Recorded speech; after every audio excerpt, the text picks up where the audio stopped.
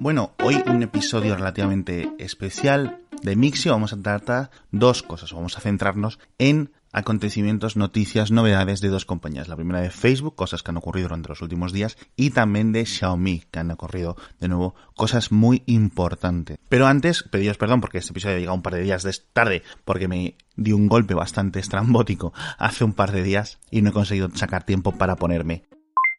Y por otro lado, comentaros que el patrocinador de estos días sigue siendo Ironhack y su curso de Data Analytics, de análisis de datos, comienza muy pronto, así que pásate por el enlace que está en las notas del episodio para aprender más. Y me estáis preguntando muchos a mí, pero ¿por qué es tan importante esto del aprendizaje de datos? Y la única forma que se me ocurre de explicarlo es porque es como una segunda invención de la programación. Es como si de repente hubiéramos descubierto un montón de capacidades que los ordenadores tenían ocultas. Entonces la programación está pasando por una segunda, como un renacimiento, y en vez de decirle a los ordenadores cómo tienen que hacer las cosas, vamos a decir a los ordenadores unas reglas para que ellos mismos, ¿no?, identifiquen los problemas, identifiquen y nos den las soluciones. Por eso se llama aprendizaje automático o machine learning. Entonces, esto, como podéis imaginar, está súper en boga, súper en necesidad de cualquier tipo de empresas, y en Ironhack te ofrecen este máster, este bootcamp, este curso intensivo de múltiples semanas para ponerte al día y que puedas encontrar un trabajo dentro de este sector. Así que pásate por su página web, que aparte de este curso de Data Analytics tienen un montón más y de verdad muy recomendados.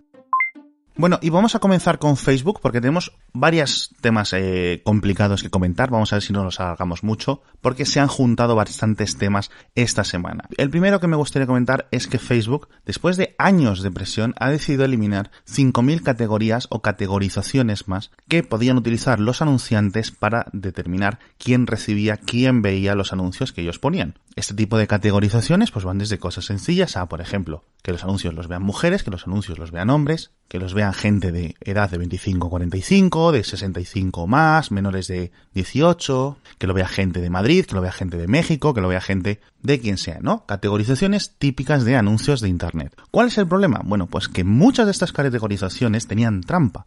Y tenían trampa porque los anunciantes los utilizaban para hacer trampas. Voy a poneros un ejemplo que puse en la newsletter que me parece el más idóneo y además uno de los que ha causado o iba a causar un choque de trenes, un absoluto choque de trenes entre Facebook y el gobierno de Estados Unidos por discriminaciones, ¿no?, de raza, étnicas, etcétera, que se utilizaban a través de Facebook. Vosotros imaginaos que alguien construye un bloque de viviendas y decide que quiere vender las viviendas. Para vender las viviendas va a Facebook y pone un anuncio con las características de cada una de estas casas, pues 3 habitaciones, 2 baños, está en tal localización, en tal sitio, en tal calle y cuesta tanto dinero, y pones unas fotos y ya está. Y decides enviar el anuncio a Facebook y decides, bueno, ¿a quién quieres mostrar este anuncio? Esto es ya, digamos, donde está el truco, donde está la experiencia de las agencias de publicidad para, con la menor inversión posible, conseguir vender, conseguir hacer que estas viviendas, este bloque de viviendas, se venda por completo. Entonces, una categoría legal, por ejemplo, podría ser, bueno, pues si el piso está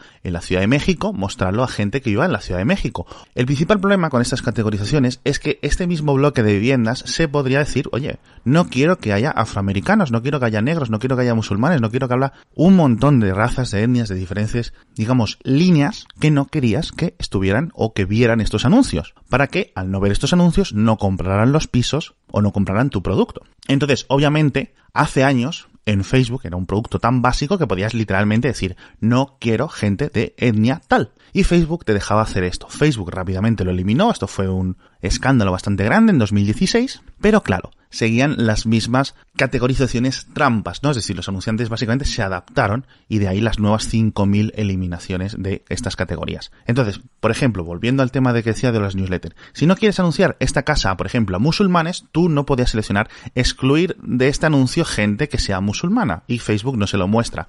Esto no lo puedes hacer en Facebook, pero lo que podías hacer es que dice, excluir de ver este anuncio a gente que tuviera interés en el Islam. Y entonces Facebook, con sus categorizaciones, su aprendizaje automático, su lista, ¿no?, de datos sobre nosotros, entendía qué usuarios tenían interés en el Islam y cuáles no. Y interés en el Islam es una categoría o una forma de Facebook de entender las cosas, ya digo, basado en nuestros perfiles, en si somos o hemos dado me gusta a ciertas páginas de Facebook, o si nuestros amigos o nuestros contactos en Facebook todos tienen marcado como religión islam. Es decir, son un montón de cosas que hacen que Facebook te tenga a ti etiquetado a nivel interno como interesado en Islam, o en otras miles y miles y miles de categorizaciones internas que tiene Facebook, ¿no? Porque al final Facebook es una empresa que sabe tantísimo sobre nosotros, de hecho siempre podemos decir que Facebook sabe más sobre nosotros que nosotros mismos, y todas estas categorizaciones internas están preparadas, están listas para los anuncios. Entonces Facebook lo que ha eliminado en esta opción, en este caso, es que puedas segregar los anuncios o excluir de los anuncios a gente por este tipo de categorizaciones que puedan infringir o que estaban infringiendo sin ninguna duda no solo la legislación estadounidense, porque el varios ministerios de Estados Unidos estaban detrás de ellos e iban a iniciar acciones legales contra Facebook, sino que eran discriminaciones que no se pueden hacer en publicidad al discriminar por raza, etnia, etcétera, etcétera, etcétera. El siguiente tema para hablar de Facebook es que Onavo, que ya sabéis que es este problemático VPN o aplicación que hace de VPN para iOS, que es una compra que Facebook realizó en 2013, si no recuerdo mal, de una empresa de seguridad israelí, iba a ser o fue eliminado hace unos días de la App Store de Apple por un incumplimiento de las nuevas regulaciones que Apple ha puesto durante los últimos, 12 meses en funcionamiento. Entonces Apple se reunió con Facebook, le dijeron, oye, esta aplicación no puede seguir dentro del App Store y la vamos a borrar. Apple tuvo este tratamiento preferencial con Facebook, como comentábamos el otro día, que Apple sigue teniendo tratamiento preferencial con otras compañías, como puede ser Netflix, como es la propia Facebook, como Uber, etcétera, cuando incumplen ciertas normas y ciertas regulaciones de la Apple Store. Es decir, Facebook no te tira una aplicación del App Store sin decirte nada de un día para otro si eres una empresa gigante, obviamente. ¿Y por qué la ha tirado? Bueno, pues viola en principio varias de las cláusulas de las regulaciones de la política de privacidad, porque aparte de hacer de un VPN que cifraba, ¿no?, tus datos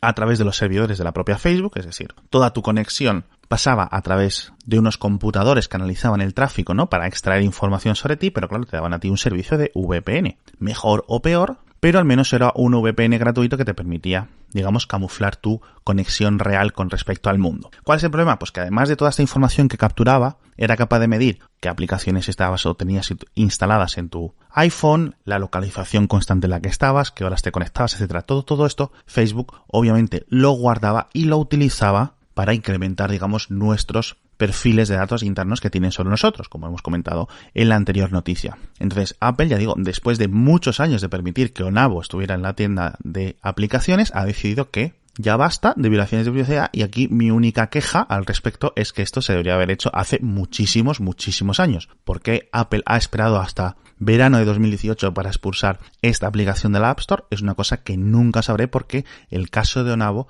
lleva en las noticias, por lo menos de forma prominente, 2 años, como gran ejemplo problemático, ¿no?, de las idas y venidas de los quehaceres de Facebook. Y siempre estaba como en un contraste, en plan, oye, si Apple se preocupa tanto por la privacidad, ¿qué hace permitiendo aplicaciones como Onavo? ¿Qué hace permitiendo tantos y tantos otros VPN que son una basura a nivel de seguridad, que son básicamente robos de información personal de sus clientes, ¿no?, de la gente que compra iPhones, de la gente que compra iPads? Pero bueno, al menos ya decimos, ¿no?, mejor tarde que nunca.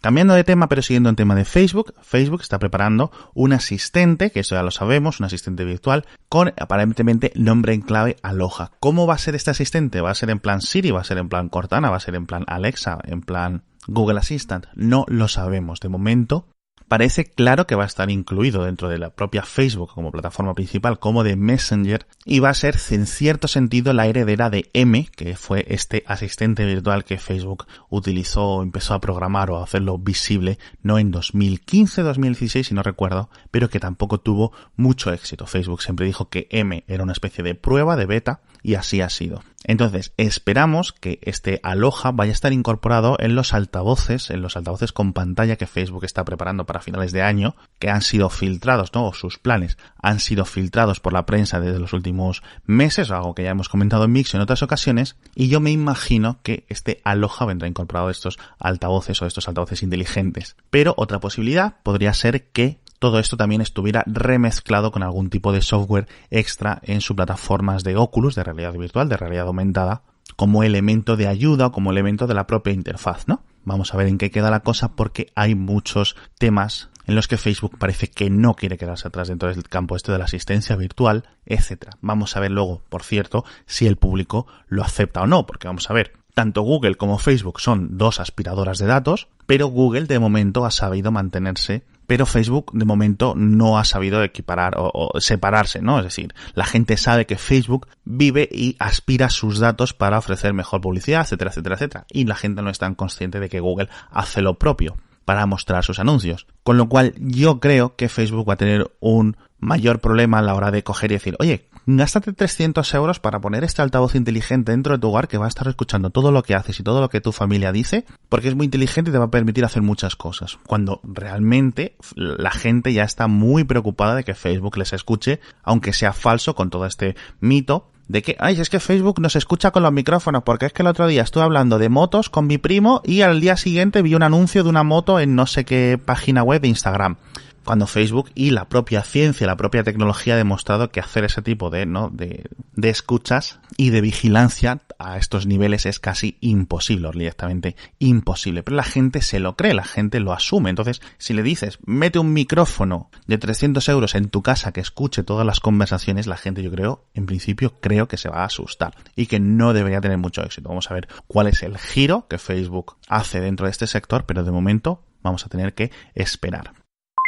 Y ya el último tema que me gustaría comentar de Facebook hoy es que seguro que esta semana habéis escuchado hablar o habéis leído en internet sobre un estudio de Facebook que relacionaba el uso de Facebook, el uso de la plataforma de esta red social, con el nivel o el aumento o la disminución de la violencia física en las calles en Alemania o violencia de índole xenófoba, ¿no? Un estudio realizado que medía, ya digo, el uso de Facebook y lo intentaba correlacionar con ataques a refugiados de la guerra de Siria, de la guerra de Afganistán, que están viviendo en Alemania, e intentaba encontrar, ya digo, una correlación entre ambas partes, ¿no? A ver si Facebook realmente enfocaba a la Alemania. Y a pesar de que cuando miras el estudio realmente las conclusiones no son obvias o las conclusiones como mucho son muy débiles, la prensa corrió con el artículo, por decirlo así, y los titulares daban hasta miedo. Facebook incita a la violencia en Alemania, el uso de Facebook relacionado con la violencia en las calles de Alemania, no sé qué, no sé cuánto. Entonces yo creo que ha habido un gran fallo, una muy mala interpretación de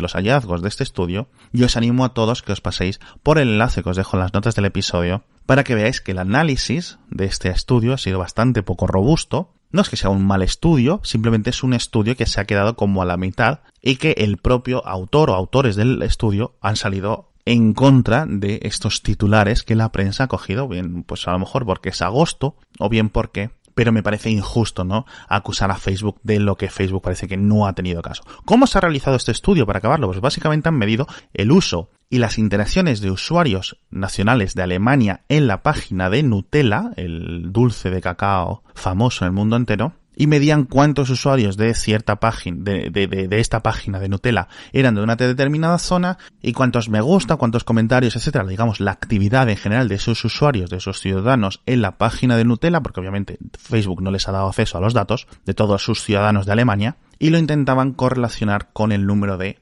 ataques xenófobos, en principio ligando los ataques a de dónde eran los perfiles de Facebook que hacían estos ataques, con lo cual, aunque la metodología pueda estar o podamos entender que su intención es buena, es decir, la página de Nutella no está relacionada ni con gente de ultraderecha ni con gente de otros espectros o de otras partes del espectro político, pues el problema es que es un análisis muy débil, como una muy poca base, una base muy pequeña del estudio, y que muchos de los hallazgos son contradictorios. Unos parecen indicar que sí hay un aumento, otros parecen indicar que hay lo opuesto a un aumento, es decir, cuanto más uso de Facebook, menos violencia en las calles durante esos días. Y en general, lo que digo, un análisis de datos pues bastante poco robusto. Y me da mucha pena que la prensa lo haya investigado, lo haya encontrado de una forma tan chapucera. Ya sabéis que en Mixion no nos escondemos y cuando hay que dar a Facebook, que es básicamente todas las semanas durante los 2 últimos años, se le da a Facebook, pero yo creo que hay veces que no hay que darle y que es injusto,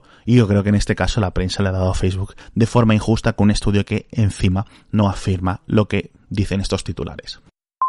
Y bueno, cambiamos de Facebook, pasamos a Xiaomi, también una gran semana para la compañía pequinesa, la compañía de moda en el mundo del hardware, en el mundo de la electrónica de consumo, porque presentaron sus primeros resultados financieros como empresa pública, es decir, ya están desde hace varios meses funcionando y operando en la bolsa de Hong Kong, y tengo que decir que durante estos 3 meses, como adelanto, las acciones de Xiaomi han estado muy paradas, subieron un poquito, luego volvieron a bajar, pero básicamente están al mismo nivel que hace bastante tiempo. Es cierto que los inversores están siendo relativamente optimistas y que valoran a Xiaomi de una forma muy alta, casi el doble, ¿no?, de su valoración con respecto a sus ingresos de lo que valoran, por ejemplo, a Apple, a pesar de que Xiaomi tiene unos márgenes de beneficio muy inferiores y que es una compañía que sigue en pérdidas y que parece que va a seguir en pérdidas durante bastante tiempo. Pero bueno, parece que los inversores son optimistas, como digo, porque en principio pues la tendencia de crecimiento de Xiaomi, a pesar de ser una compañía muy muy grande, pues sigue siendo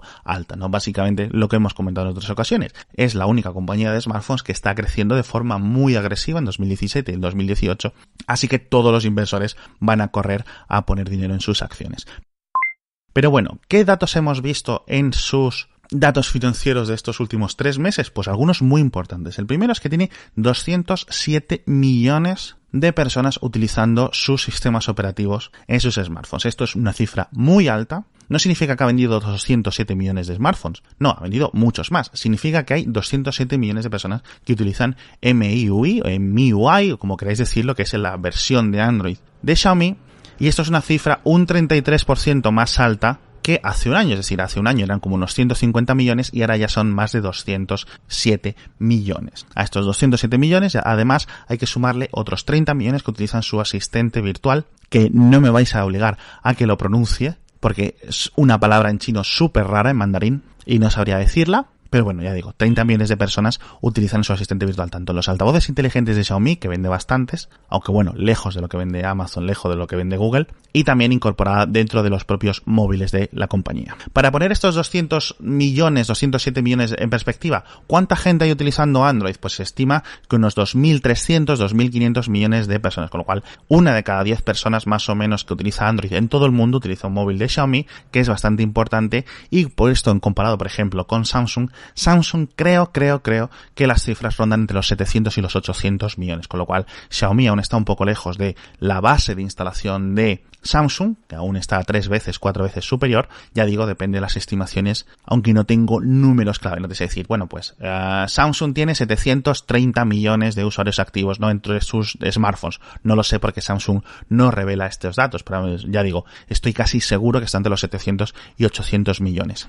Por ejemplo, 700 millones también hay usuarios activos de Windows 10, según las últimas cifras que reveló Microsoft hace un par de meses, y en Apple, en iOS en concreto, es decir, iPhones más iPad, hay unos 1.300 millones de usuarios activos en total, ¿no?, según las cifras que creo que dio Apple, creo recordar a finales del año pasado o a principios de este, con lo cual es posible que obviamente la cifra haya crecido un poco, con lo cual, para ponernos en perspectiva, Xiaomi 200, Samsung 700, Windows 10 700, con lo cual todo Windows a lo mejor 1.300, 1.400, iOS, iPhone más iPad unos 1.300, Android, o al menos el Android que controla Google, el Android que viene con Google Play, el Android que todos conocemos, unos 2.300, 2.500 millones, y podemos asumir que Android en su conjunto, en su totalidad, contando con los móviles que no tienen los servicios de Google, puede subir hasta los 2.700, 2.800 más o menos usuarios o dispositivos activos, ¿no?, o gente utilizando sus móviles hoy en día. Volviendo al tema de Xiaomi, los ingresos siguen subiendo, ya digo, es la única empresa de smartphones que crece en ingresos de forma muy agresiva, 48% con respecto al año pasado, 5.600 millones de euros en ingresos, es decir, obviamente los datos los dan en yuan, pero yo los traduzco a euros, que básicamente podéis equipararlo casi con los dólares. ¿De dónde vienen estos ingresos? Bueno, pues en principio 64% de China, con lo cual Xiaomi sigue siendo una empresa que depende totalmente de su país de origen, que es muy China dependiente, por decirlo así. 2/3 partes vienen de ahí. Y no desvela qué parte de esos ingresos vienen de otros países. Desvela 64% de China y el resto, ese 36% de internacional, ¿no? No dice 64% de China, 20% de India y 15% de Europa, por ejemplo, ¿no? No sabemos. Sabemos que India es el segundo país más importante para Xiaomi de mucha distancia, pero de momento Xiaomi no quiere decirnos más datos. Y eso por regiones, ¿no? Por regiones geográficas. Pero ¿de dónde sale el dinero de Xiaomi? Pues es muy interesante porque es una compañía muy diversa, lo hemos comentado en Mixio y en Kernel muchas veces. Es una compañía que falsamente se la compara con Apple porque inicialmente, bueno, pues los móviles de Xiaomi, y en este último caso el Xiaomi Mi 8, son muy similares a los que hace Apple, pero es una compañía mucho más horizontal, es una compañía que tiene mucho más que ver con Samsung o con Sony a nivel de todo el espectro de dispositivos que realiza. Entonces, digamos que es mucho más diversa, ¿no?, que Apple. El 63% de los ingresos de Xiaomi siguen viniendo de teléfonos móviles, de smartphones, sigue siendo su principal categoría, pero aparatos de hardware doméstico y de ocio, es decir, las teles, las aspiradoras, los patinetes, las arroceras, los ratones, los portátiles, el ukelele que se conecta a internet y que tiene luces electrónicas, el cepillo de dientes, todas estas cosas que vende Xiaomi representan el 21% de sus ingresos, es decir, un tercio de lo que venden los smartphones. Y el resto, este 15% restante, se divide de forma muy interesante entre sus servicios de internet, que es un 9%,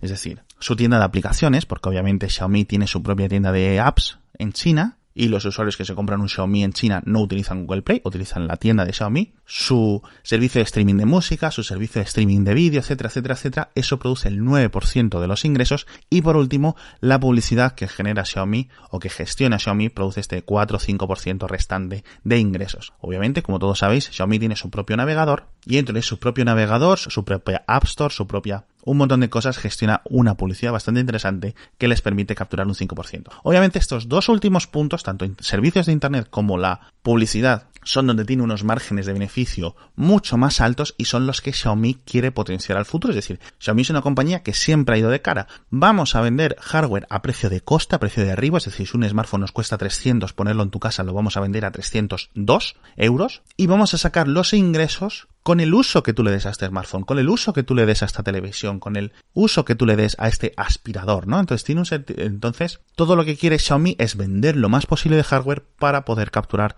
con sus servicios más y mayores ingresos sostenidos a largo plazo, de una misma forma que Apple, por ejemplo, está dando un giro hacia convertirse en una empresa de servicios, ¿no? Y la misma forma que obviamente este es el mismo negocio que Google. Regalamos Android para que otros fabricantes hagan móviles y nosotros hagamos dinero con lo que hace la gente en sus móviles más que con la venta propia del teléfono móvil.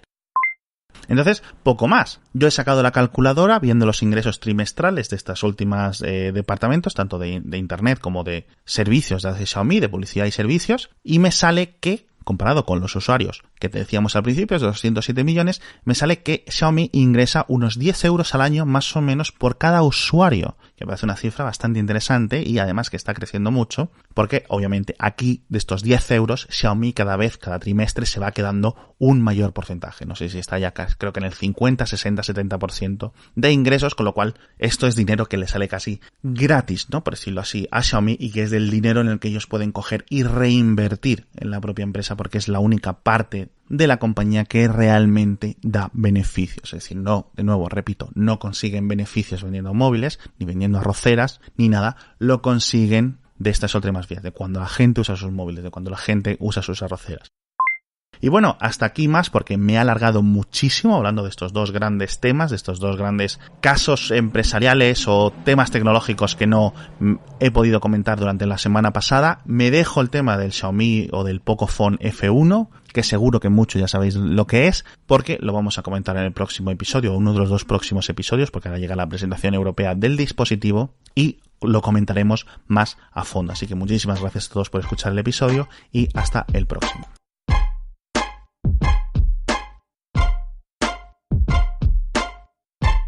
Mixio es una publicación diaria sobre tecnología creada por un servidor, Alex Barredo.